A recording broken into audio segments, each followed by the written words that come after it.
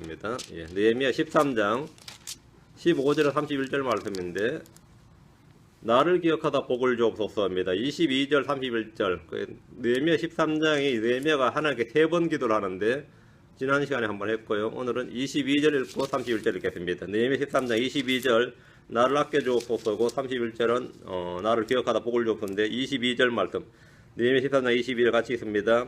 내가 또 레위 사람들에게 명령하여 그들이 자신을 정결하게 하고 와서 성문들을 지켜 안식일을 거룩히 구별하게 하노라. 오 내 하나님이여 이 일에 관해서 나를 기억하옵시고 주의 크신 긍휼에 따라 나를 아껴주시옵소서. 나를 아껴주시옵소서. 기도입니다. 다음 31절입니다. 또 정한 때에 나무와 물과 천열별 드리게 하였사오니 오 내 하나님이여 나를 기억하사 복을 주시옵소서. 예, 복을 주시옵소서. 나를 기억하사 복을 주시옵소서. 나를 기억하사 아껴주시옵소서. 뭐 지금 이렇게 되어 있습니다. 예. 오늘 본문은 예루살렘에 거하면서 느헤미야가 한 일입니다. 그 한 일에 대해서 자신이 스스로 주님께 기도하고 복을 구한 장면이죠. 잠깐 기도하겠습니다. 위대하시고 거룩하신 주 하나님 감사합니다. 주께서 내 복을 위해서 오늘도 주의 영을 충만케 하시고 주를 아는 지식에서 자라게 하시고 저희가 모든 느헤미야처럼 담대하게 주의 일을 감당할 수 있도록 하시고 또 저희가 한 모든 선한 일들에 대해서 주님께서 저희들을 아껴주시고 복을 주시기를 간구합니다.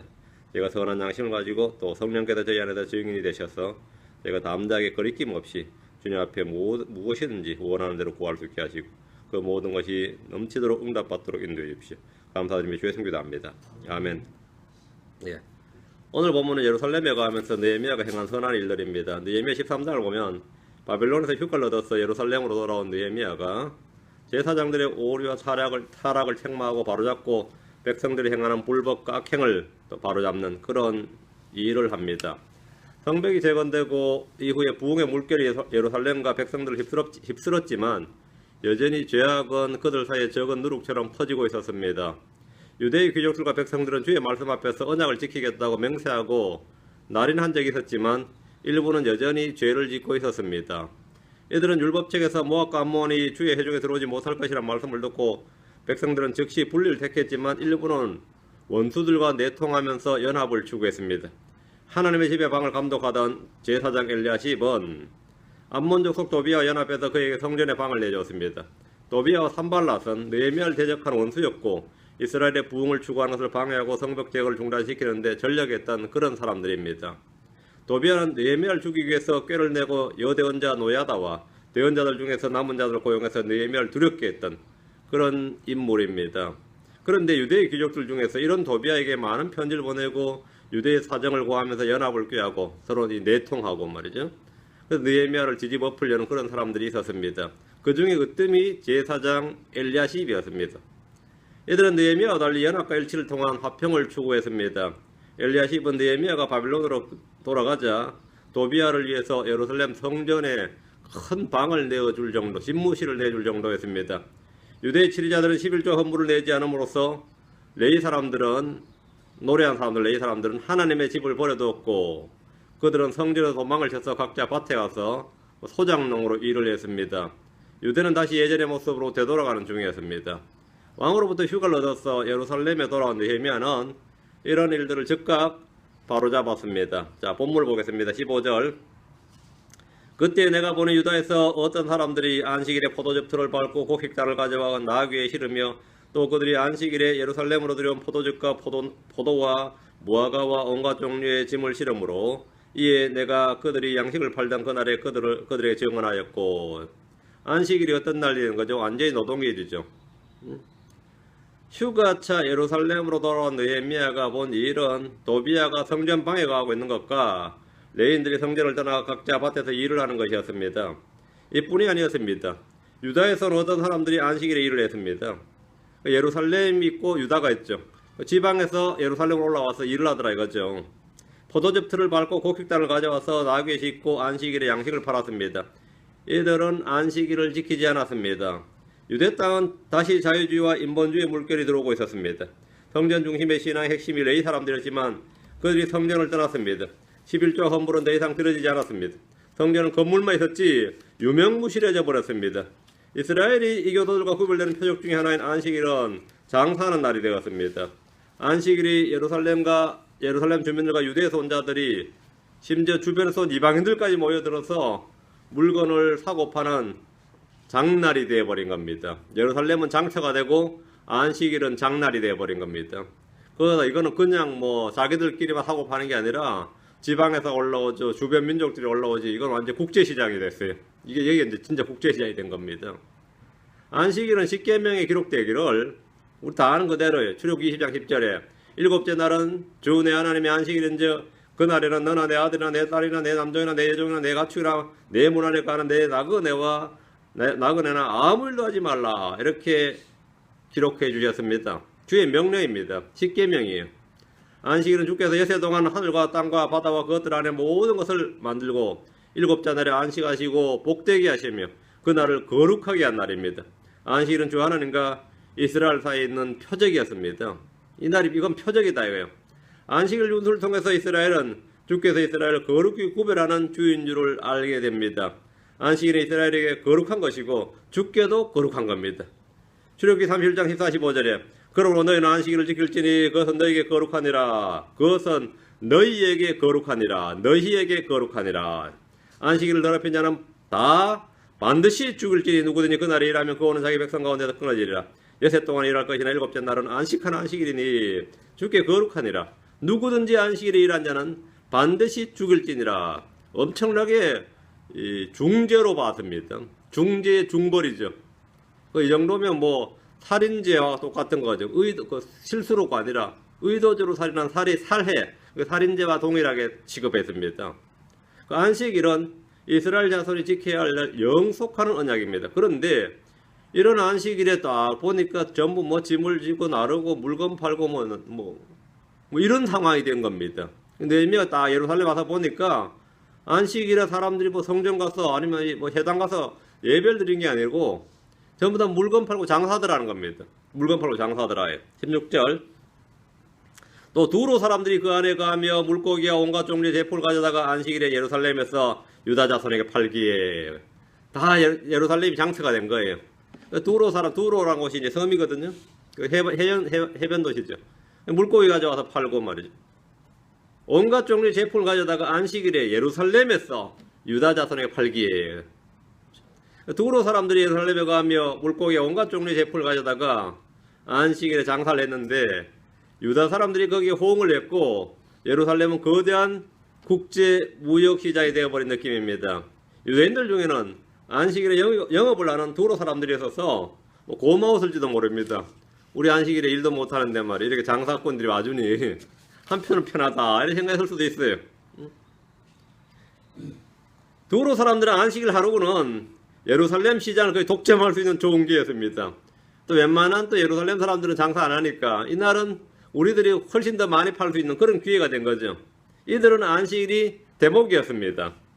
대목이란 말 알죠? 대목. 장사 잘 되는 날이란 말이에요. 대목이라 그래요. 추석 대목, 설 대목 같은. 안식일이 대목이었어요. 이스라엘이 이미 전에 주 앞에서 언약을 맺으면서 이 부분에서 함께 맹세하고 날인한 일이 있는데 안식일을 지키겠다고 날인했어요. 앞에 느헤미야 10장 31절에 혹시 이 땅의 백성이 안식일에 제품이나 양식을 가져와 팔려 할지라도 우리가 안식일이나 거룩한 날에는 그들에서 그것을 사지 아니하고 또 일곱째 해를 버려두며 모든 빚을 징수하는 것을 삼가라는 것이니라. 이렇게 자기들이 스스로 언약을 하고 맹세하고 날인을 한 적이 있습니다. 근데 이 땅의 백성들이 막 그 도로 사람이든 모압 족속이든 암몬 족속이든 누구든지 가나안 족속들이 물건 가져와서 팔려고 그러면 자기들이 안 사겠다 이거야. 수요가 없으면 당연히 공급이 없는 거죠. 자기가 안 사겠다고 이렇게 맹세를 했는데 이런 맹세의 언약은 사라지고 백성들은 새로운 물건, 더 좋은 물건, 뭐 싼 물건 이것을 찾아서 장터로 나왔습니다. 이날 이제 하루 장을 보는 거였죠.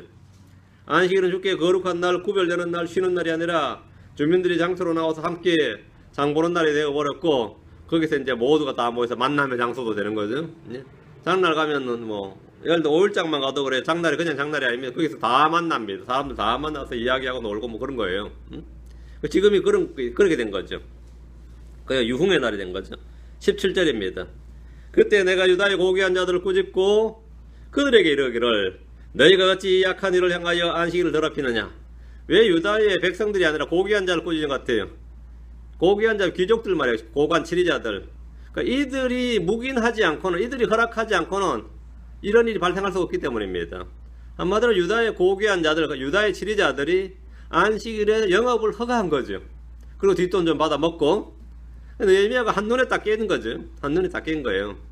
그 유다의 고귀한 자들을 꾸짖고 그들의 이르기를 너희가 어찌하여 이 악한 일을 행하여 안식일을 더럽히냐. 문제는 지금 백성이 아니라 너희들이다. 이거 너희들이다. 느헤미야는 유다의 고귀한 자를 꾸짖었습니다. 안식일에 예루살렘에서 장사를 하는 일은 유다의 귀족들의 묵인이나 허락 없이는 불가능한 일입니다. 이들이 막아선다면 못하죠. 권력을 잡은 자가 막아서면 말이죠. 영업 못하는 거죠. 장사치들은 본래 권력과 손을 잡고 이익을 취하는 상납구조입니다. 서로 상부상조 구조란 말이죠. 권력과 돈의 부정한 거래는 종교를 사이에 두고 펼쳐진 겁니다. 안식일에 장사하면서 얻은 이익을 취하거나 자신들이 뒷돈을 내서 이런 장사를 조장하는 따위의 일이 벌어지고 있음을 뻔히 알 수 있는 겁니다. 자기들도 뭐 뒷돈 좀 내서 이날 한몫 챙기는 거죠. 느헤미야가 귀족들을 꾸짖었던 이유가 불리한 이익을 위해서 안식일을 더럽혔기 때문입니다. 유대인들이 안식일을 지키지 않는 일은 율법을 버리는 일이었습니다. 17절에 너희가 어찌하여 이 악한 일을 행하여 안식일을 더럽히느냐. 이날 장사하는 일이 무슨 일이라고요? 악한 일이다. 이 악한 일을 행하여 이익을 위해서든 삶의 편리를 위해서든 어떤 이유에서건 안식일을 어기는 일은 악한 일이고 불법입니다. 율법에 따르면 안식일을 더럽히는 것은 사형에 해당하는 죄입니다. 그런데 아무도 이런 일로 죽임을 당하지 않았습니다. 느헤미야 역시 이들을 잡아다가 사형에 처하도록 한 것이 아니라 꾸짖고 바로잡는 일을 하려 한 것이 전부입니다. 오늘날 이 안식교를 비롯해서 율법 준수자들은, 율법 준수를 외치는 자들은 안식일 준수를 굉장히 중요한 생각합니다. 안식일 준수, 절기 준수, 음식 규례를 신앙 생활의 핵심으로 생각합니다. 이 세 가지. 안식일 준수, 다음 절기 준수, 음식 규례죠. 크리스천들에게 안식일은 장차 다가올 좋은 것들의 그림자입니다.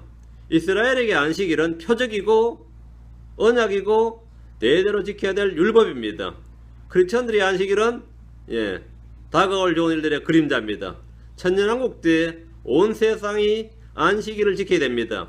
지금 우리는 주의 첫날 지금 이렇게 모여서 예배드리죠. 주의 첫날에. 천년왕국 때는 온 세상이 안식일을 지켜야 된다. 하늘의 왕국이니까. 이사야로 갑니다. 56장 2절 56장 6절 7절 이사야 56장입니다. 이사야 56장 2절 6절 7절 이 천년왕국 때 모습입니다. 이사야 56장 2절 이것을 행하는 사람은 복이 있으며 그것을 굳게 붙잡는 사람의 아들은 복이 있나니 곧 안식일을 지켜 그날을 더럽히지 아니하며 자기 손을 지켜 악을 행하지 아니한 자는 복이 있도다. 안식일을 지킨 자가 뭐겠다? 복이 있도다. 이 말은 유대인들뿐 아니라 이방인들에게 그대로 적용되는 말씀입니다. 자, 그 다음 밑에 보면 6절 7절 또 스스로 주에게 연합하여 그를 섬기고 주의 이름을 사랑하여 그의 종이 되려는 타국인의 아들들 즉 안식일을 지켜 그날을 더럽히지 아니하며 내 언약을 굳게 붙드는 모든 자 곧 그들을 내가 나의 거룩한 산으로 데려가 나의 기도하는 집에서 그들을 기쁘게 하리라. 그들이 내 제단 위에 드리는 번제 헌물과 희생물을 내가 받으리니 그 집은 모든 백성을 위한 기도하는 집이라 불리리라. 이건 이방인들에게 관한 말씀이죠. 절기 준수와 안식일 준수와 음식 규례나 성경 규례 등은 현재 신약 시대의 크리스천들에게 주어진 율법이 아닙니다. 율법이 아닙니다. 자, 18절로 갑니다. 다시 느헤미야 18장 13장 18절 너희 조상들이 이같이 행하였으므로 그게 무슨 말이죠? 안식일 어겨서 뭐로 이 말이에요. 안식일 더럽혀서 뭐로 우리 하나님께서 이 모든 재앙을 우리 이 도시에 내리지 아니하셨느냐. 그런데도 너희가 안식일을 더럽혀서 더 많은 진노가 이스라엘 위에 임하게 하는도다 하고 너희 조상들이 이같이 행하였으므로 이 말은 유대인들이 예부터 안식일을 지키지 않았고 그날에 장사를 했다는 겁니다. 안식일을 더럽히는 일은 언제부터 시작되었을 것 같아요? 언제부터? 광야에서부터 시작되었습니다. 이스라엘이 심판을 받은 원인 중에 하나가 안식일과 안식년을 제대로 지키지 않았던 겁니다. 주님은 바벨론에서 포로로 잡혀간 유대인들에게 대언자 에스겔을 보내서 그들이 이렇게 포로가 된 이유, 이렇게 이방 땅에 포로로 잡혀온 이유, 그들의 죄를 설명해 주신 적이 있는데 말씀해 주셨는데, 자, 에스겔서 20장입니다. 에스겔서 20장을 펴보시면 포로들에게 가서 에스겔이 말씀을 전했어요. 너희들의 죄가 뭔지, 왜 이렇게 심판을 받는지 도무지 이해를 할 수 없다, 이렇게 나오는 사람들이 많았죠. 하나님의 선민은 우리가 왜 이방 땅에 이렇게 끌려와서 포로가 됐는지 모르겠다. 이럴 때 그들의 죄를 설명해 준 겁니다. 에스겔서 20장 13절. 그러나 이스라엘의 집이 광야에서 내게 반역하여 사람이 행하면 그 가운데서 살게 될 내 법규 안에 걷지 아니하며 내 법규 안에서 걷지 아니하여 내 판단의 법도를 멸시하고 내 안식일도 크게 더럽혔으므로 그때 내가 말하기를 내가 광야에서 그들에게 내 경로를 부어 그들을 소멸시키리라 하였느니라. 광야에서부터 이랬다 이거죠. 광야에서 법규를 안 지키고 뭐 안 지켰다? 안식일을 안 지켰다. 광야에서부터 주님이 주신 법규를 안 지키고 주님께 반역하고 멸시하고 안식일도 크게 더럽혔으므로 내 안식일도 크게 더럽혔으므로 모세가 살아있을 때 모세가 출애굽의 지휘자로 살아있을 때도 그들이 이렇게 했다는 거예요. 안식일을 지키지 않는 것은 가나안 땅에서부터가 아니라 광야에서부터 그러했습니다. 16절. 자, 지금 20장 16절. 이는 그들이 마음으로 자기들의 우상들을 따라가며 내 판단의 법도를 멸시하고 내 법관 안에서 걷지 않으며 내 안식일을 더럽혔기 때문이라. 이것이 그들이 멸망하고 포로가 된 이유다 이겁니다. 우상 숭배와 법규 멸시와 불순종과 더불어 꼭 언급되는 죄 가운데 하나가 뭐죠? 내 안식일을 더럽혔기 때문이라. 내 안식일을 더럽혔다는 겁니다. 20장 21절 24절에도 이 말씀이 똑같이 언급되어 있습니다. 22장 8절 26절 23장 38절 절마다 지금 장마다 지금 이 사실이 언급되어 있습니다. 계속해서 23장으로 합니다. 38절. 이 외에도 죄가 많은데 그 외에도 맞아. 그들이 내게 이 일을 행하였나니 곧 그들이 같은 날에 내 성소를 더럽히고 내 안식일을 더럽혔도다. 내 안식일을 더럽혔도다. 항상 한 가지가 죄가 나오죠. 이건 표적이기 때문에 그들이 뭐 달리 할 말이 없는 거예요. 네 안식일이 이랬지 않냐 이거예요. 안식일 안 지켰다. 이 부분은 이스라엘 사람 누구나도 할 말이 없었던 대목이에요. 구약의 이스라엘이 이방인들과 전적으로 거룩히 구별되는 표적이 안식일 준수입니다. 안식일을 어기는 것은 주의 이름 주 하나님을 더럽히고 모독하는 겁니다. 하나님께서 예루살렘에 내린 재앙은 이들이 행한 불법과 더불어 안식일을 더럽혀서 더 많은 진노가 임했다는 겁니다. 더 많은 진노가. 지금 느헤미야가 하는 말이 그거예요. 13장 18절에 더 많은 진노가 임했다. 느헤미야는 역사를 정확히 직시했고 그것을 그들에게 다시 일러줬습니다. 근데 지금 우리가 다시 안식일을 더럽히면 또 역사는 반복된다. 심판과 재앙은 다시 반복된다는 겁니다. 그 더 큰 진노를 불러오겠느냐 이거예요. 19절. 자, 느헤미야 13장 19절. 안식일 전에 예루살렘 성문들의 어둠이 깃들기 시작할 때에 내가 명령하여 성문들을 닫게 하고 안식일이 지나기 전에는 그것들을 열지 못하게 하며 또 내 종들 중에서 몇 사람을 성문들에 세워 안식일에 어떤 짐도 들어오지 못하게 하니라. 그 예루살렘에 성문을 닫아 안식일을 걸어 잠궈 버린 거죠. 그 너희들을 자율적으로 안 지키는데 강제로 아예 장이 못 서도록 출입문을 걸어 잠궈 버렸다 이거죠. 느헤미야는 행정권을 발동해서 느헤미야 총독이니까요. 행정권을 발동해서 안식일이 시작되는 시각 전에 6시가 안식일 시작이거든요. 지금 하면 금요일 6시, 오후 6시 한 5시 한 50분쯤 되면 이제 문 걸어 잠그는 거죠. 문을 걸어 잠궈 버린 거예요. 예루살렘 성문을 닫아 버렸습니다. 안식일 전에 예루살렘 성문들의 어둠이 깃들기 시작할 때란 말은 지금 시각으로 하면 금요일 저녁 6시를 말하는데 이 시각부터 안식일이 시작됩니다. 그리고 토요일 오후 6시에 안식일이 끝이 나는데 이때까지 성문을 닫아 잠그고 열지 못하도록 했습니다. 또 백성들이 또 느헤미야 속이고 또 거짓말 칠까봐 자기 종들을 세웠어요. 자기 종들을 세워서 그 자기 종들을 뭐 종교경찰로 세운 겁니다. 종교경찰로 세워가지고 이렇게 했다 이거예요. 자율적으로 율법을 지키지 않았기 때문에 강제적으로 성문을 닫고 외부 상인들의 출입과 장사와 무역을 완전히 금지해버린 겁니다. 느헤미야는 자기 종들 중에 몇 사람을 성문들에 세워서 어떤 짐도 들어오지 못하게 감시 감독을 했습니다. 안식일에 열리던 예루살렘 시장은 장사꾼들이 들어오지 못하므로 자연히 폐쇄가 되었습니다. 자연히 폐쇄가 되었어요. 20절 21절.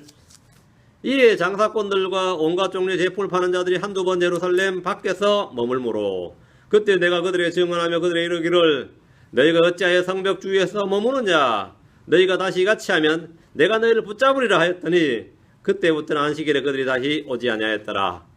문 걸어 잠가도 밖에서 맴돌더라는 거죠. 언제 문 열리려냐 하고 은밀히 좀 문 좀 열어봐라 그러고 뭐 지금 별짓이 다 나오는 거죠. 이러면 뭐가 되는 거죠? 밀수가 되는 거예요. 금지했는데 이제 은밀히 들어오면 이게 이제 밀매가 되는 거죠. 밀무역이 되는 거죠. 이건 또 더 비싸요. 더 이익이 많이 남죠. 안식일이 시작되기 전에 성문이 닫히자 안식일에 예루살렘에 장사를 하려던 자들이 들어오지 못하고 예루살렘 밖에 머물렀습니다. 이들은 어떤 식으로든지 뭐 당을 넘든지 뭘 하든지 간에 한번 들어와 보려고 계속 그 부지에 머문 거죠. 개구멍이라도 찾아야 될 거 아니에요. 뭐 이런 식이었어요. 이들은 이익을 쫓아 움직이는 장사꾼들입니다. 문제는 예루살렘에 이날 이 안식일에 수요가 있었기 때문에 가능한 일입니다. 장사꾼들 안 들어오고 뭐하냐 이게. 또 느헤미야 와서 완전히 망했다 이런 거죠. 수요와 공급은 따로 놀지 않습니다. 성벽 주위에 머물렀다는 것은 호시탐탐 입성 기회를 노리는 것입니다. 느헤미야는 안식일에 철수하지 않고 성벽 주위에 머물고 있는 장사치들에게 너희가 다시 같이 하면 내가 너희를 붙잡으리라 했는데 현행범으로 체포해서 구금하겠다는 겁니다. 너희들을 당장 붙잡아가지고 감옥 집어넣어버리겠다 이 말이에요.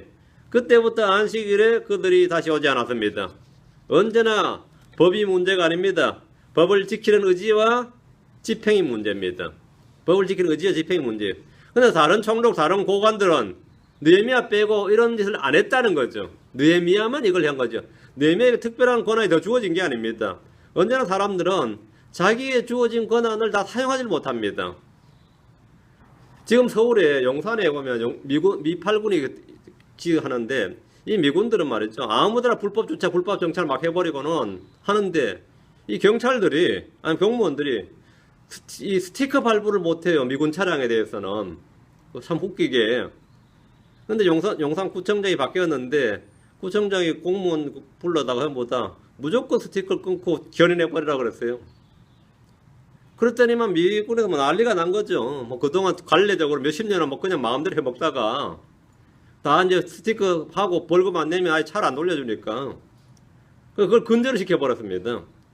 그 전에 구청자 등들은 그 법에 그런 권한이 없었느냐 그러면 권한이 다 있었어요. 권한이 있었는데 권한을 못 쓴 거죠. 그렇죠. 권한이 있었는데 권한을 못 쓴 겁니다. 이 사람은 권한이 더 주어진 게 아닙니다.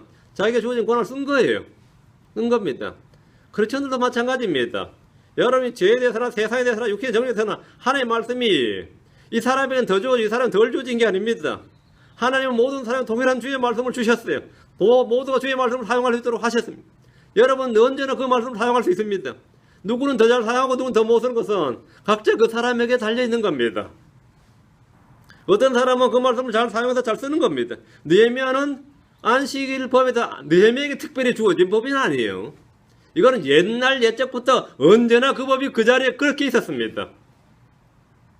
느헤미야가 체포하리라 그랬는데 나 같았으면 죽여버리리라 그랬겠어요.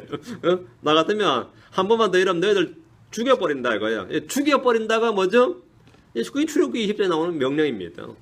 문제는 얼마나 의지를 가지고 집행하느냐는 겁니다. 여러분 마찬가지입니다. 주의 말씀을 듣고 순종하느냐의 문제입니다. 그 말씀이 얼마나 효과적으로 일하느냐는 내가 어떤 의지와 소원을 가지고 순종하느냐에 달려있다 이거예요. 그게 느헤미야는 강력한 법 집행을 통해서 안식일 준수를 예루살렘에 정착시키고자 했습니다.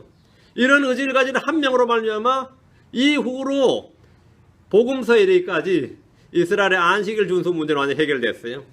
얼마나 철저하게 안식일을 지키려고 했는지 유대인들이 그전에 안 됐단 말이에요. 차이가 뭐죠? 느헤미야가 전환점이 된 겁니다. 이후로 400년 이상 예수님 공생애 때도 안식일 문제가 얼마나 민감했던 문제인지 아시죠? 옛날 같아서 이런 문제 없었죠. 믿음이 있고 신실한 목자의 모습, 이것이 느헤미야의 모습입니다. 22절입니다. 내가 또 레위 사람들에게 명령하여 그들이 자신을 정결하게 하고 와서 성문들을 지켜 안식일을 거룩히 구별하게 하였노라. 오 내 하나님이여 이 일에 관해서도 나를 기억하옵시고 주의 크신 긍휼에 따라 나를 아껴주시옵소서. 느헤미야는 이 사람들에게 안식일 준수에 대한 임무를 줬습니다. 지금은 자기 종들에게 명령해서 성문을 지키겠는데 이제 이 일은 자기 종들이 할 일이 아니라 누가 할 일이라고요? 레위 제사장들이 할 일이다 이거. 레위 사람들이 할 일이다 이거. 레위 사람들에게 이 일을 줬어요. 임무, 직무를 준 거, 직무를 할 일, 일거리를 준 거죠. 자기 종들을 계속해서 예루살렘 성문을 지키는 종교 경찰로 남겨둘 수는 없는 일이기에 레위 사람들에게 안식일 준수를 집행하도록 권한과 임무를 부여해 준 겁니다. 체포 권한도 주고 말이죠. 이렇게 성문 닫아버리고 걸고 잠그고 말이야. 이 모든 일을 이제 레위 사람들 너희들이 하라 이거야. 레위 사람들에게 자신을 정결하게 하고 와서 성문을 지켜 안식일을 거룩히 구별하게 했는데 이후로 이 일은 이스라엘의 가장 강력한 법이 되었습니다. 가장 강력한 법이 몇백 년 동안 강력한 법이 되는데 이 실제 그 요세푸스 역사에 보면 말이죠. 적이 쳐들어왔는데도 이 사람들이 안식일에 칼을 못 드는 장면이 나와요. 그래서 일방적으로 사륙을 당하는데 이 죽으면서 하는 말이 주여 우리가 주의 안식일을 지켰음을 기억하옵소서 하며 그래 죽어요. 그래서 이게 너무나 이스라엘 사회에 문제가 된 거죠.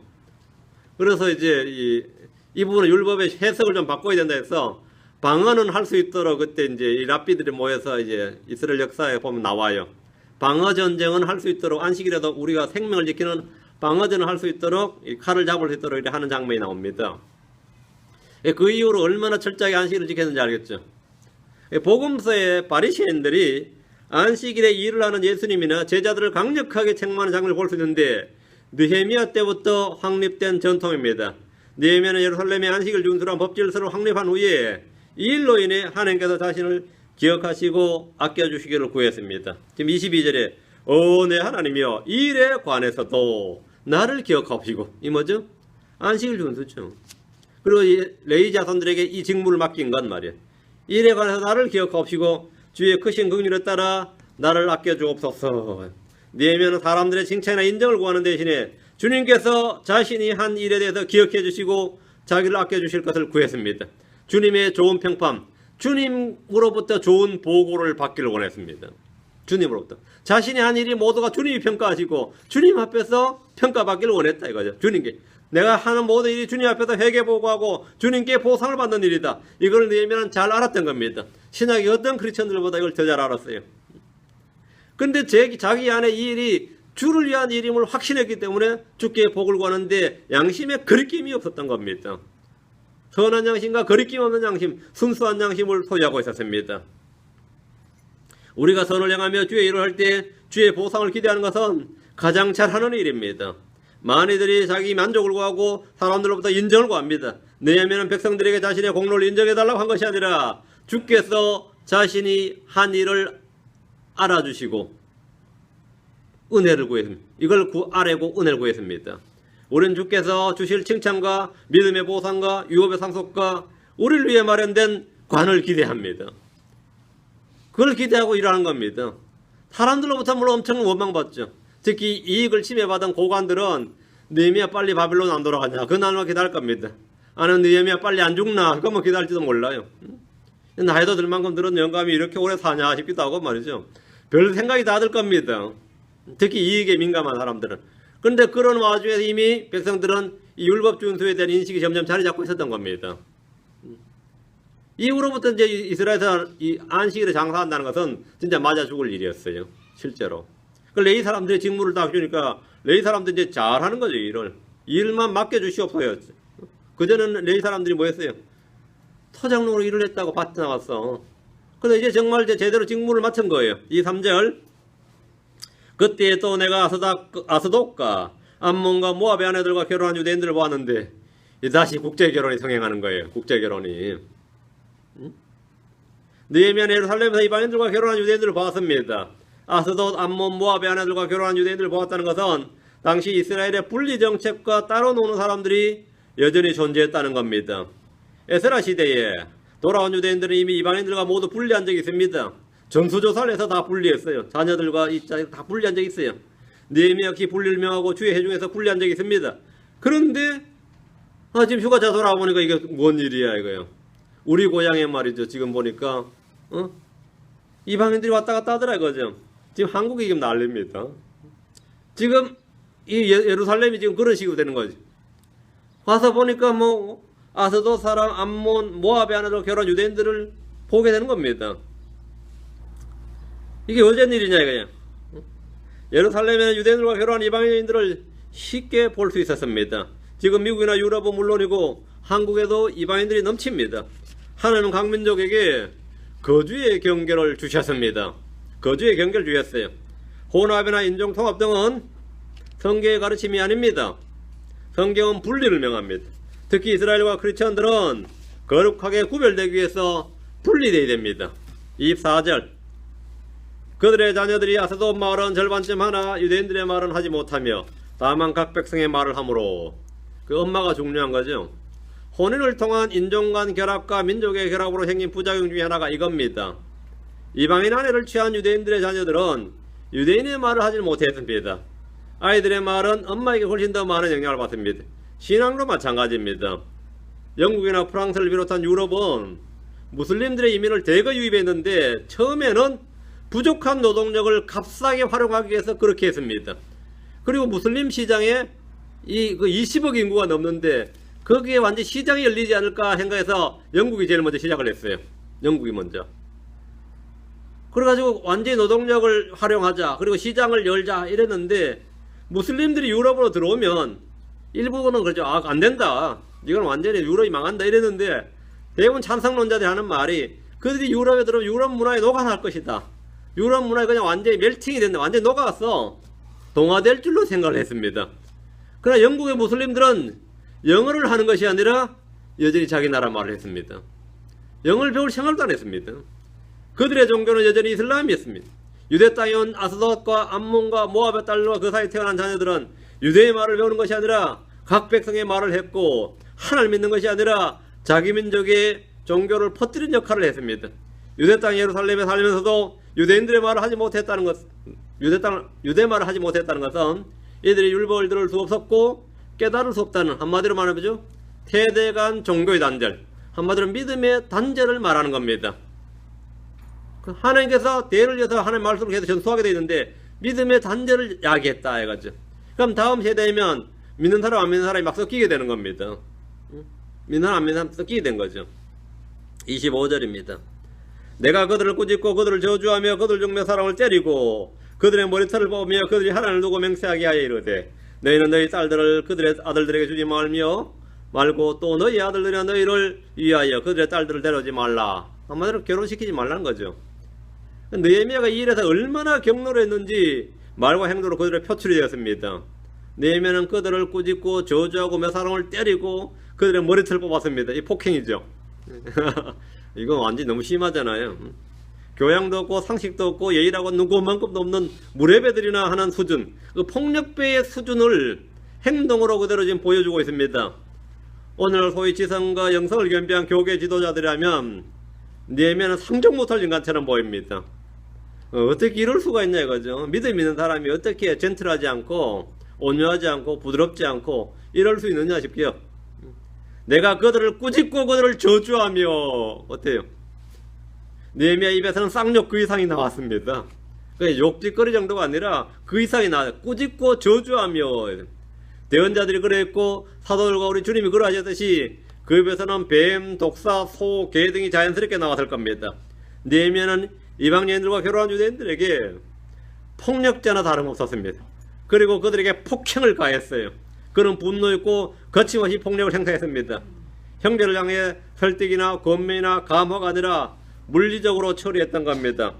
혼혈은 유대민족을 부패하게 하며 망하게 하는 일입니다. 느헤미야는 유대인들이 이방인과 이교도와의 결혼을 엄격히 금지했고 너희는 너희 딸들을 그들의 아들들에게 주지 말고 또 너희 아들들이나 너희를 위하여 그들의 딸들을 데려오지 말라 하며 하나를 두고 맹세하도록 했습니다. 오늘날 크리스천 부모들 중에서 이런 자가 드뭅니다. 크리스천 부모들 중에서도 걱정되죠. 우리도 뭐 애가 넷인데 걱정되지. 이거 뭐 불신자 또 데려와가지고 결혼하겠다 그러면 완전 황당하잖아요. 응? 그러면 막 수염을 뻘건 머리털을 잡아 뜯으면 감옥 가겠죠. 미국에서 이게 되겠냐? 이게 어떨 것 같아요. 그럼 뭐 귀샤대기를 하나 때려주고 말이죠. 이러면 안 되죠. 그렇게 하면 안 되고 자기 자신이 그렇게 해도 안 되겠나 지금 모르겠네요. 느헤미야가 그랬다는 겁니다. 느헤미야가 엄청난 거죠. 엄청난 일이었어요. 26절입니다. 전에 이스라엘 왕 솔로몬이 이 일들로 죄를 짓지 아니하였느냐? 그러나 많은 민족들 가운데서 그와 비길 왕이 없었고 그는 자기 하나님께 사랑을 받았느니라. 하나님께서 그를 왕으로 삼아 온 이스라엘을 다스리게 하셨으나 그럼에도 불구하고 심지어 그도 이국 풍습의 여인들이 죄를 짓게 하였느니라. 그 솔로몬이 그렇게 지혜의 왕이었죠. 그렇게 지혜의 왕이었고 하나님의 사랑을 받았고 이름도 하나님께서 장명해 주신 이름, 솔로몬이 하나님이 지어주신 이름입니다. 그래서 솔로몬이 죄를 지었을 때 주님이 3번이나 나타나서 회개하도록 명하셨어요. 죄를 짓지 말라고. 근데 안 되더라는 겁니다. 왜? 하나님의 사랑보다 여자의 사랑이 좀 더 강한 거야. 이게 희한하게도. 이렇더라는 겁니다. 실제 죄를 지었다 이거예요. 유대인들 중에 이방 딸들과 결혼한 대표적인 사람이 솔로몬입니다. 솔로몬은 이집트 파라오의 딸을 취했고 주변 민족들의 딸들을 왕비의 후궁으로 취함으로써 정략 결혼을 했습니다. 정략 결혼했어요. 솔로몬처럼 주께 사랑을 많이 받고 지혜가 탁월한 왕이 이스라엘 역사에 없었습니다. 하지만 그의 말년은 우상숭배로 타락하고 말았는데 우상숭배자였어요. 신자가 아니라 뭐였다고요? 우상숭배였다. 예. 우상숭배였다. 그 민족들에 관하여는 주께서 이스라엘 자손에 이르시되 너희는 그들에게로 들어가지 말며 그들도 너희에게로 들어오지 못하게 하라. 그들이 반드시 너희 마음을 돌려 자기들의 신들을 따르게 하려 하였으나 솔로몬이 사랑에 빠져 이들에게 굳게 붙었더라. 열왕기상에 보면 이 말이 나와요. 열왕기상 11장 2절에 주님께서는 뭐라고요? 이 말씀을 주셨는데 그들이 반드시 너희 마음을 돌려 자기 신들을 따르게 하리라. 이게 중요한 말입니다. 너희가 그들의 마음을 돌려 회심시키리라가 아닙니다. 그들이 너희 마음을 돌려서 그들의 신을 따르게 하리라 합니다. 우상숭배자 만나면, 이교도와 만나면 크리스천이, 아니 유대교인이 크리스천이 이교도를 회심시키는 게 아니라 그 이교도가 유대교도나 크리스천을 회심시킵니다. 이게 성경의 말씀이에요. 그렇게 말씀하셨는데 솔로몬이 사랑에 빠져. 이 사랑이 무슨 사랑이에요? 솔로몬이 사랑에 빠져 이들에게 굳게 붙었더라. 그러니까 이교도들과 이교도 여인들과 그들에게 굳게 붙었더라 이 말이에요. 그래서 밀고 매겨도 경배하고 그랬습니다. 육신적인 요소가 영적인 요소를 이기는 전형적인 예가 이겁니다. 이거 육신적인 요소가 영적인 요소를 이기는 거죠. 육체의 정욕과 쾌락과 안목의 영욕과 이세의 자랑이 하나님의 사랑을 이기는 겁니다. 우리 주님께서도 육체의 정욕이 쾌락이 말이죠. 재물의 속임수는 하나님의 말씀을 숨막히게 하는 것이라고 그랬습니다. 말씀을 아무리 들어도 효력을 발휘하지 못합니다. 왜? 그 말씀이 내 안에 들어서 숨막히게 한다는 겁니다. 어떤 이들은 불신자와의 결혼을 통해서 믿지 않는 배우자와 그 집안까지 전도하겠다고 하지만 이는 무지한 말입니다. 제가 2000년에 처음 사역을 했는데 우리 교회 성도가 교회 형제 한 명을 선을 보는데요. 이 불신자를 또 선을 보게 하는 거예요. 제가 얼마나 분노를 했겠어요. 제가 하도 분노를 해가지고 엄청 뭐라고 했더니만 그 사람이 쓴뿌리를 품는데 나한테 야 얼마나 밖에 말을 못하고 혼자서 군장군장 나한테 약간 들릴 수 있는 목소리 음성 톤으로 군장군장 하는 거예요. 그래서 몇 시간이나 목 샤가쩌고 하면서 근데 이게 어떻게 되는 얼마나 제가 황당했다고 하면은 난 우리 교회에서 그런 사고를 가진 사람이 나타난다고 상상을 못한 일이에요. 그런데 문제는 그 사람이 교제하는 목사가 남아있는 게 아니잖아요. 다른 목사님들한테도 이걸 전하다고 물어보는데 뭐 괜찮다고 전도하면 되지 뭐 이랬다는 거죠. 제가 그렇게 상담해준 목사들을 다 찾아냈어. 근데 다시는 이 인간들하고 내가 상종을 하나 봐라 이런 생각을 한 적 있어요. 이런 사람을 내가 목사님 뭐니 내가 생각을 한다 했는데 그래도 아직도 교제하고 있어요. 아직도 그 목사들하고 황당하죠. 실제로 개념이 없는 거예요. 개념이 없는 거죠. 한마디로 자기 딸 자기 아들이 솔로몬만큼 되느냐 안 됩니다. 솔로몬 정도 되는 사람이 돌이켰다 이거야. 솔로몬이 자기 마누들을 회심시킨 게 아니라 그 마누라가 솔로몬을 회심시켰어요. 솔로몬을 이교도를 회심시켰다고. 솔로몬이 자기 아내와 첩들을 전도한 것이 아니라 자신이 반대로 이방인 신들을 따라 회심되었습니다. 열왕기상 11장 4절에 솔로몬이 늙었을 때 그의 아내들이 그의 마음을 돌려 다른 신들을 따르게 하였으므로 그의 마음이 그의 아버지 다윗의 마음과 같지 아니하여 주 그의 하나님께 대해 완전하지 아니하였으니 솔로몬이 회심되었다 이거예요. 이방신으로, 이방 종교로. 느헤미야는 역사를 알고 있었고 주의 율법을 알았습니다. 인간의 연약함을 알았습니다. 우리는 그런 환경, 그런 사람을 만나면 그렇게 됩니다. 부패한 사기먼 선한 길을 더럽힙니다. 나는 예외라고 생각하지 마십시오. 나는 예외가 아닙니다. 27절 그런 적 이방 아내와 결혼함으로 우리 하나님께 범법하고 이 모든 큰 악을 행하려는 너희의 말에 우리가 귀를 기울여야 하겠느냐 하니라. 이방 아내와 결혼하는 사람들이 어떻게 해요? 다 나름 논리가 있죠. 느헤미야가 너희들이 그 논리에 그런 말에 우리가 귀를 기울여야 되겠느냐 이거예요. 우리가 왜 너희 같은 그런 개소리에 그런 개잡설에 내가 귀를 기울이겠느냐 이 말입니다. 이방 아내와 결혼한 자들이 하는 말이 있습니다. 하나님은 사랑이시다. 하나님의 섭리가 아닌 것이 무엇이 있겠느냐. 이 여자를 만난 것도 하나님의 뜻이 아니겠느냐. 주권이 아니겠느냐. 섭리가 아니겠느냐. 뭐가 있지 않겠느냐. 뭐 별의별 논리가 다 있어요. 이방인을 유대인들로 만드는 것도 하나님의 일이다 등등입니다. 그것은 죄다 간단하게. 큰 악이다. 이거 간단한 건데 그들은 그렇게 말하지 않고 뭐 주위에 무슨 오묘한 섭리가 있지 않겠느냐는 거예요. 우리를 향한 하나님의 계획이 있지 않겠느냐. 뭐 이런 식이죠. 사람들은 자기 죄에 대한 정거적 변명은 물론이고 정당성을 부여할 줄 압니다. 교회도 마찬가지입니다. 육신적인 형제들은 자기 죄를 책망하는 영적인 형제들 걸어 사랑이 없다, 그리스도의 마음이 없다, 교회가 너무 폐쇄적이다, 별의별 소리를 다해대면서 비난합니다. 주의 말씀 앞에서도 뭔가 할 말이 있기 때문에 해결하는 대신에 변명을 합니다. 내면은 그들이 한 일이 하나님께 범법이요 죄요 큰 악을 행하였음을 분명하게 말하면서 너희의 말에 우리가 귀를 기울여야겠느냐. 나 이 사람을 너무 사랑합니다. 그 말에 내가 왜 귀를 기울여야 되겠느냐 이거예요. 이 사람이 내 생명을 살려줬으면 그거는 다른 식으로 은혜 갖고 결혼하지 말라고요. 이 여자가 나를 바르게 살 수 있도록 인도했어요. 내가 절망에 빠질 때 이 사람이 나의 위로가 되었어요. 그런 개소리 하지 말라 이거야. 그런 이유로 결혼하지 말라고요. 왜 우리가 너희 말에 귀를 기울여야겠느냐. 그보다 더 상위법이 있다 이거야. 하나님의 말씀이 있는데. 내가 가장 큰 힘이 되었을 때 말이야. 내가 친구 없을 때 나의 유일한 말 상대가 되었고 내게 힘을 줬습니다. 그 쓸데없는 소리 하지 말라 이 말입니다.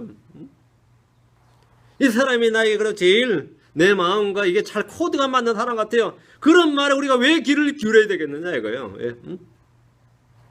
내가 부모고 친구가 하면 여러분이 그래요. 누가 그런 상담하면 내가 왜 네 말에 귀를 기울여야 되겠느냐 그래요. 내가 왜 네 말에 귀를 기울여야 되겠느냐. 너의 말에 우리가 귀를 기울여야 하겠느냐? 예. 우리는 죄인들의 변명에 귀를 기울일 필요가 없습니다. 그럴 이유가 없습니다. 여러분이 그들의 말에 귀를 기울이면 여러분도 타락하고 부패하고 실족하게 됩니다. 저도 교회 다니는 자매 하나가 저보다 나이가 좀 많죠. 미국에서 유학 갔다 와서 뭐 근본주의 교회에 유학 갔다 왔다고 막 좋아하면서 말이죠. 한국 미대사관에 이제 취직을 해가지고 교회 잘 다니고 있더니 뭐 노처녀가 돼서 시집을 못 가더니 어느 날 결혼한다고 그래요. 알고 보니까 뭐 그 남편 될 사람은 불신자예요. 그 교회 모든 사람이 한 명도 그 결혼식 참석 안 했습니다. 그 교회에서 한 명도 참석 안 했어요. 그럼 어떻게 생각했어요? 저기 몇 년을 그랬다 내가 그 교회에 봉사를 했는데 이렇게 교회 책으로는 그렇다 치지만 인간적으로 이럴 수가 있느냐. 인간적으로 이럴 수 있느냐 했는데 왜 우리가 네 말에 귀를 기울여야 되겠느냐 이거예요. 왜 귀를 기울여야 되겠느냐 이거예요. 느헤미야는 타협을 거부했습니다. 느헤미야는 육신의 정에 끌리지 않았고 죄와 불법을 저지른 형제들을 책망하고 그들을 바로 잡았습니다. 오늘날 교회에 이런 사람이 거의 없습니다. 목사들 중에도 이런 사람이 거의 없습니다. 28절 대제사장 엘리야십의 손자인 요야다의 아들들 중에 하나가 호론 사람 산발랏의 사이가 되었으므로 이 황당하죠. 제사장 가문에 그것도 대제사장 집안에서 말이죠. 내가 그를 쫓아내어 내게서 떠나게 하였노라 추방했다 이 말입니다. 이게도와 결혼한 사람들 중에 대제사장 엘리야십의 손자인 요야다의 아들들 중에 하나가 있었습니다. 대제사장과 이방인 산발랏이 인척관계를 맺은 거예요. 대제사장의 집안은 유대에서 가장 강력한 영향력을 미치는 명문가로 알 수 있습니다. 그런데 대제사장이 손자인 요야다의 아들들 중에 하나가 호론 사람 산발랏의 사이가 되었습니다. 산발랏은 원수들, 도비아와 산발랏은 원수들 중에서 우두머리예요. 그들은 이를 이스라엘과 중동민족, 이스라엘과 피에로 간의 화해와 평화의 상징인 것처럼 여겼겠지만 느헤미야는 그를 쫓아냈습니다. 야, 유대의 대제사장 가문하고 이쪽에 산발랏에 누구와 결혼했단 말이에요. 이건 진짜 역사적 이벤트다 할 수 있겠지. 이러면 보통 세상에서 뭐라 그러죠? 노벨 평화상 줍니다. 노벨 평화상 줘요. 근데 느헤미야는 그를 추방령을 내렸어요. 그는 권력을 잡은 자들에 의해서 인정을 베풀거나 법을 굳게 하지 않았습니다. 지위 고하를 가리지 않았고 엄격하게 율법대로 법을 집행했습니다. 29절 오 내 하나님이여 그들이 제사장 직분을 더럽히고 제사장 직분과 레위 사람들에 관한 언약을 더럽혔사오니 그들을 기억하옵소서. 주님께 이렇게 기도한 거예요. 느헤미야는 제사장 직분을 더럽히고 레위 사람들에 대한 언약을 더럽힌 그들에 대해서 주께 기도를 했는데 그들을 기억하옵소서. 심판해달라는 말입니다. 주께서 보응해달라는 거예요. 이 악한 일을 행한 자들에게 주께서 원수 갚아주시도록 기도한 겁니다. 여기서 독특한 표현이 오 내 하나님이여 이 표현이에요. 보통 일반적으로 구약의 유대인들은 이 권력자들이나 제사장들, 대언자들은 오 우리 하나님이여 그래요. 보통 심지어 죄를 불법을 지어도 우리 하나님이라 그러죠. 왜? 유대인은 공동체식이거든요. 그 민족이 항상 우리 하나님이여 그러는데 지금 느헤미야는 뭐라 그러죠? 오 우리 하나님이여가 아니라 오 내 하나님이여 이러죠. 내 하나님이여. 느헤미야는 자신을 타락한 제사장들과 분리해서 우리 하나님이 아니라 내 하나님을 한 겁니다. 그 제사장 하나님하고 나하고는 같은 하나님이 아니다 이거예요. 응? 나는 저쪽하고 우리 하나님 안 한다 이거예요. 내 하나님이요. 제사장 직분을 더럽히고 언약을 더럽힌 그들과 하나가 될 수 없다 이겁니다. 하나가 될 수 없다 이거예요. 이 한마디는 엄청난 말입니다. 나는 분리를 택하노라. 나는 그들과 연합과 일치를 택하지 않고 난 오직 내 하나님이 나는 언약을 더럽힌 자들과 하나가 되지 않겠다는 겁니다. 그가 제사장이든 대제사장 상관없이 30절입니다. 내가 이와 같이 그들을 정결하게 하여 모든 타국인에서 떠나게 하고 또 제사장과 레위 사람들에게 직무를 정해주어 각각 자기를 맡게 하며 느헤미야는 제사장들을 정결하게 했는데 그들 가운데 있는 타국인에서 떠나게 한 것을 말합니다. 한 명이라도 이런 게 있으면 다 떠나라 이거예요. 다 분리하라 이거예요.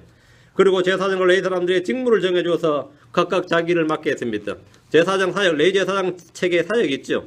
그리고 뿐만 아니라 안식일 준수라든지 헌물을 내는 것, 지금처럼 이렇게 이스라엘 분리 정책, 이걸 전부 다 이들에게 맡겼다는 거예요. 이전에 성전을 떠나 도망친 레위 사람들이 돌아와서 각각 업무를 맡도록 했는데 이는 유대인들이 11조 헌물을 내도록 냈고 급여를 줄 수 있었기 때문에 가능했습니다. 제사장들과 레위인들이 주의 집에서 각각 맡은 직무를 신실하게 수행하면 백성들의 부패와 타락을 방지할 수 있습니다.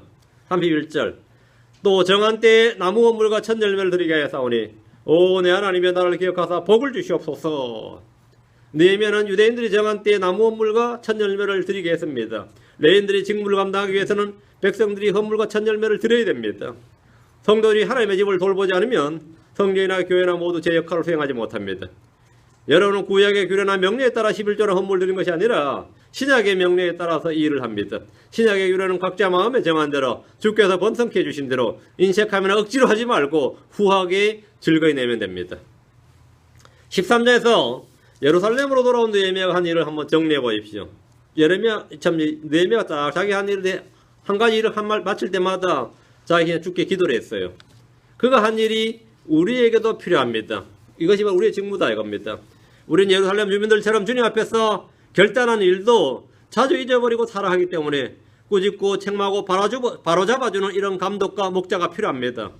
이 시대는 좋은 말과 부드러운 말하는 목사들이나 빼어난 말솜씨를 가지고 속이는 목자들은 많지만 느헤미야와 같이 오직 주의 말씀, 주의 볼 그대로 실행하기 위해서 꾸짖고 바로잡기 위해서 온 힘을 다하는 목자는 극히 적습니다. 이런 사람 거의 없죠. 교회 깨먹자고 하는 짓이지 그러지. 이렇게 했다가 뭐 교회 깨먹자는. 저도 그런 말 들었어요. 윤 목사는 이제부터는 한 명도 사람 놓치지 말라고 권면하면서 제가 잘 안 되게. 제가 볼 때 목사님이 다 깨먹는 것 같아요. 그래. 깨먹는 것 같아요. 뭐 난 깨먹지도 않는데 이상하게 이 설교하면 이 사람 떨어져 나가고 이 설교하면 이 사람 떨어져 나가요. 희한하더라고요. 나는 전혀 의식하지 않았는데 무슨 일입니까 물으면 어떻게 그렇게 설교해서 그렇게 사람을 깔 수가 있냐 이러나 난 그 사람 안 깠는데 근데 그 사람은 절대 그렇게 평생을 그렇게 안 믿습니다. 설교한테 엄청 깠다고 생각하지 절대 내가 뭐라고 말해도 찾아가서 나 절대 안 그랬다고 아무리 오해를 풀려도 계속 변명만 해 그래요. 응? 그 절대 그런 말 안 합니다. 응? 그 설명도 변명도 설득도 이해도 아무것도 필요 없습니다. 그냥 실족하는 거예요. 실족하는 겁니다. 다른 거 없어요. 느헤미야는 인기를 추구한 것이 아니라 주의 말씀을 추구했습니다. 그래서 저는 이걸 그래요. 제 친구 목사한테 그러고 제 후배들한테 그래요. 이건 목사의 숙명이다 그래요. 목사의 숙명이다. 그 숙명을 받아들여야지. 그거 해결하겠다고 뭐 하면 일도 사용 못 한다 이거예요. 그건 숙명이다 이거예요. 오, 내 하나님이여 나를 기억하사 복을 주시옵소서. 근데 느헤미야는 선한 양심이 있었습니다. 거리낌 없는 양심이 있었고 무엇보다 뭐냐? 뭐가 있었느냐 이거 뭐가 있었느냐? 나는 사람들에게 하나님과 사람들 앞에서 거리낌 없는 양심이었대. 실족거리가 되지 않았다 이거죠. 내 하나님이여 나를 기억하사 복을 주시옵소서. 느헤미야는 자신이 한 일에 대해서 선한 양심과 담대함을 가지고 있었고 주께 복을 구할 수 있었습니다. 여러분도 주님 앞에서 한 선한 일에 대해서 주님께 구할 수 있습니다. 죄를 지으면 회개하고 자백하고 선을 행하면 복을 구하면 돼요. 옛날에 제가 이 느헤미야 읽을 때 이 부분 다 밑줄 쳐면서 느헤미야 쪼잔하게 시니 뭐 이런 거 하나 하고 나서 깨서 이런 기도를 했나 싶었어요 실제로. 근데 어느 날 세월이 흘러가면 20년 3년 흘러오니까 나도 이렇게 기도해요. 주님 나 하루 8시간 일하는 게 아니라 하루 12시간 넘게 일할 때도 많으니까 거기에 대해서 합당한 보상을 주시옵소서 그래요. 근데 주님 앞에서 하루 12시간 이상 일할 때도 많으니까 또 뭐 하고 나면 그래요. 제가 어제도 제가 설교 준비 다 끝났을 때가 새벽 4시 반이었습니다. 그 4시 반에 하고 잠깐 자고 지금 여기 온 건데요. 보통 제가 10시 예배 때가 보통 이 목이 많이 잠깁니다. 그럼 내가 주여 밤을 채워서 일한 것을 기억하옵소서 그래요. 밤을 채워서 일한 걸 기억하옵소서. 근데 느헤미야 이걸 딱 이게 딱 와닿았어요. 여러분 주께서 선한 양심으로 선한 일한 것에 대해서는 주님께서 다 기억하시고 다 보상하십니다. 주님 여러분이 행하는 모든 일을 잊지 않으십니다. 주께서 여러분이 하시는 걸 절대로 잊지 않습니다. 사람들이 잊어버리기도 합니다. 오해하기도 하고 별짓도 하지만 주님은 결코 잊지 않으십니다. 양심에 거리낌 없이 하는 일에 대해서는 이렇게 느헤미야처럼 내 하나님이여 나를 기억하사 복을 주시옵소서 그래요. 오늘도 한 명 전도했습니다. 복을 주시옵소서 그래요. 응? 오늘도 주님 말씀 전했습니다. 오늘도 내가 주님 일을 하다 욕은 먹었습니다. 복을 주시옵소서. 나를 기억하사 나를 아껴주시옵소서. 나를 기억하사 복을 주시옵소서. 느헤미야는 자신이 한 일에 대해서 선한 양심과 담대함을 가지고 있었고 주께 복을 구할 수 있었습니다. 주께 복을 구할 수 있었어요. 우리가 이 땅에서 주를 위해 한 일에 대해서 주께서 나를 기억하시고 복을 구할 수 있도록 복을 주시길 구할 수 있도록 합시다. 이렇게 해서 느헤미야를 마칩니다. 마지막이 좋습니다. 복을 주시옵소서. 한국 사람들이 복을 얼마나 좋아하는데요. 복을 주시옵소서. 오늘 이걸 마치고 다음 편에 에스더 할 테니까요. 에스더서를 읽어오시기 바랍니다. 미리 읽어오시기 바랍니다. 성경에서 여자 이름은 딴 성경 2권이 있습니다. 66권 중에서 그게 아시죠? 룻기와 에스더입니다. 룻기와 에스더인데 정반대되는 인물입니다. 정반대되는 인물인데 둘 다 믿음의 여인이었던 점은 같아요. 둘 다 믿음의 여인이었던 점 같고 기도합시다. 다음 편에 에스더 개론하겠는데요. 하나님께서 은혜를 많이 주셔서 에스더서에서도 저희가 죽으면 죽으리라 하는 그런 놀라운 신앙을 또 배울 수 있도록 합시다. 위대하시고 거룩하신 주 하나님 감사합니다. 주의 천날 함께 모아주시고 주의 말씀을 허락해 주셔서 이렇게 하나님의 말씀을 선포했습니다.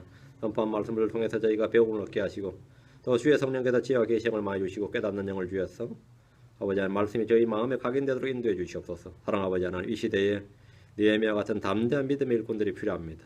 하나님께서 저에게 동일한 영을 허락하여 주시고 동일한 믿음을 주시길 간구합니다. 저희가 주의 일을 할 때 주님께서 저희를 기억하시고 아껴주시고 저희를 기억해 주시고 복을 주시옵소서. 이곳에 있는 모든 분들에게 주님 넘치는 복을 예수를 통해서 허락해 주시길 간구합니다. 주의 승기도합니다. 아멘.